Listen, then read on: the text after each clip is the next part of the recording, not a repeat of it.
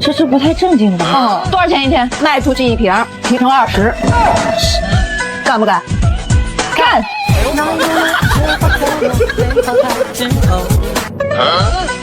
小姑娘，介绍介绍呗。我们这个是龟仙人壮阳酒，壮阳的，那功效怎么样？哎，你给我介绍介绍啊！您见过那个北京凌晨3点的夜吗？那都睡觉了。可不是吗？您拿2瓶回去，保准您没日没夜。